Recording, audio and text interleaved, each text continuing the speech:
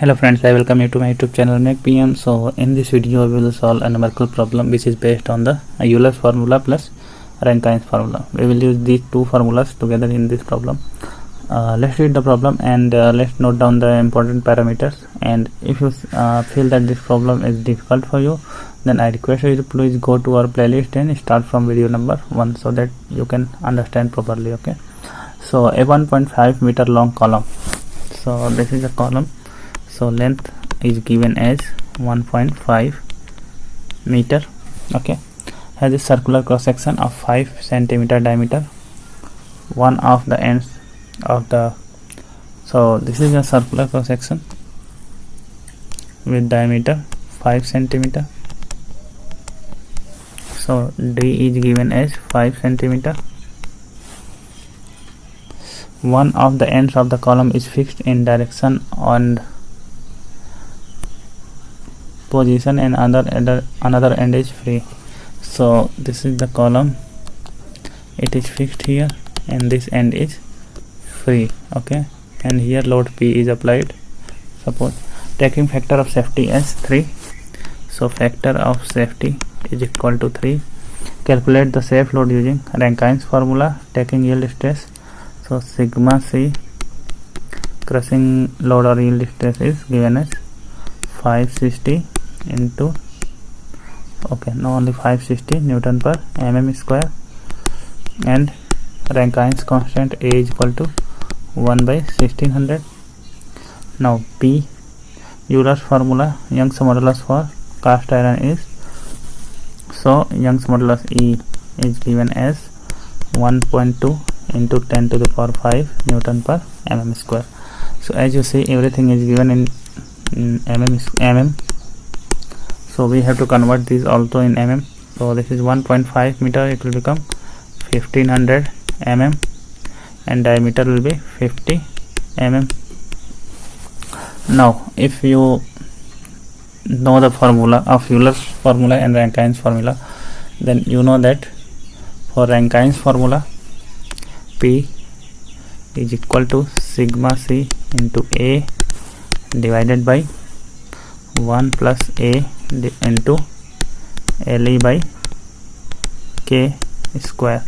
And Euler's formula, P Euler, suppose this is P Rankin, and P Euler is pi square E I upon L effective square. So this is Euler's formula, this is Rankin's formula.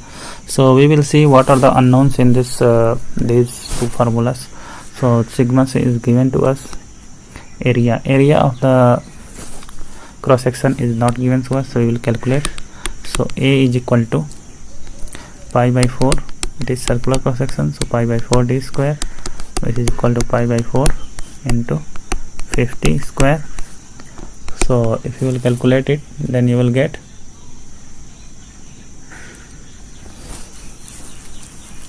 1963.5 mm square. Okay, so this is area. Second thing, what is unknown? A1 is constant, A is known to us and given in the question, 1 by 1600.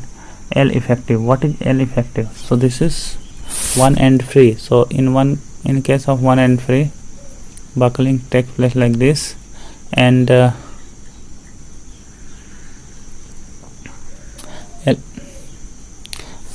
L effective will be equal to 2 into L. Okay, or it can also fall like this.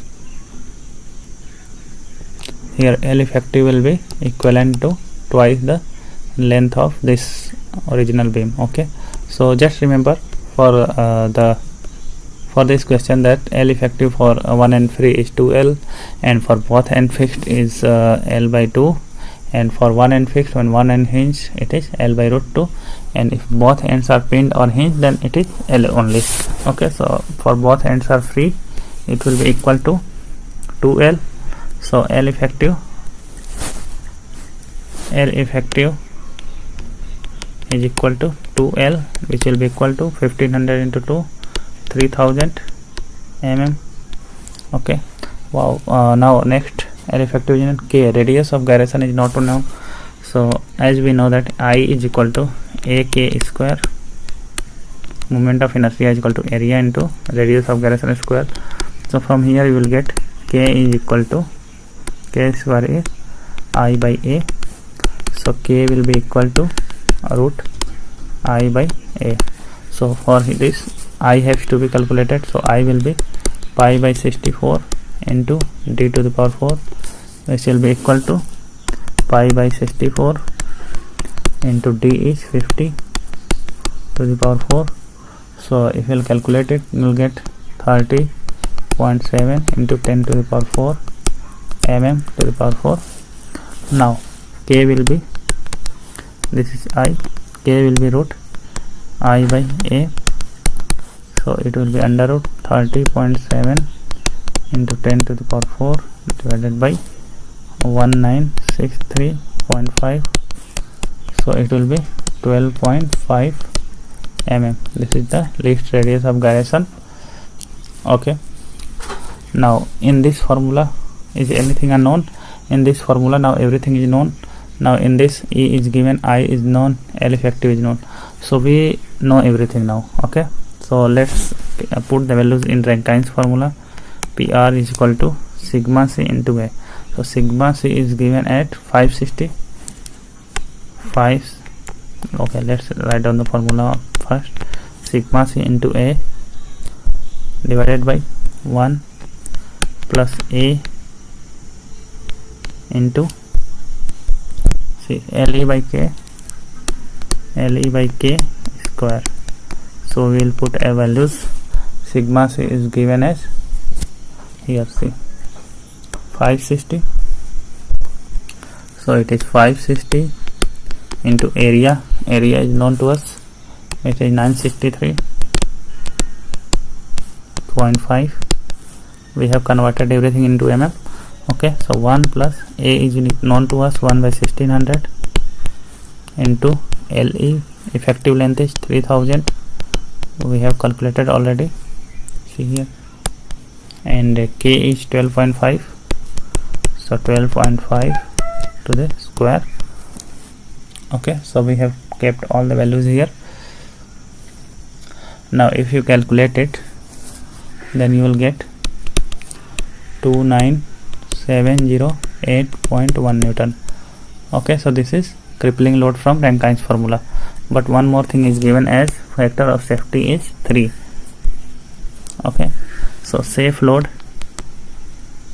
from Rankin's formula is equal to crippling load in Rankin's formula divided by factor of safety. So it will be 29708.1 divided by 3.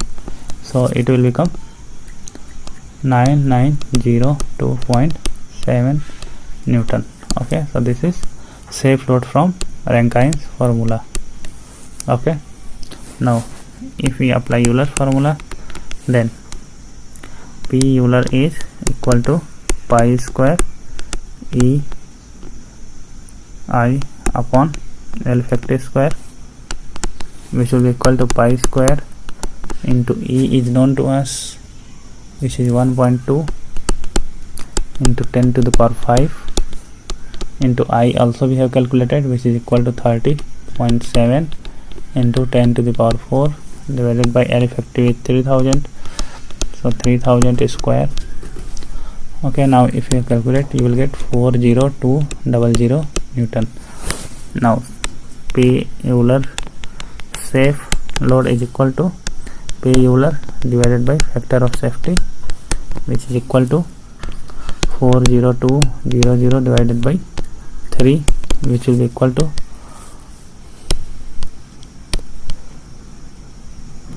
13400 Newton. Okay. So there is a huge difference in these two values. If you actually notice from Euler's formula, if you had calculated, then you will think that your column is safe for this load. Okay, 13,400 Newton, but in actual your column will fail at this load. Okay. So that's a huge difference here. So I think if the column is not very long, then you have to use Rankin's formula only. Okay, so I hope you understood how to calculate the safe load from these two formulas. If you have any doubt, then you can ask in the comment section, and if you like this video, then please share and subscribe to our channel, and thank you for watching.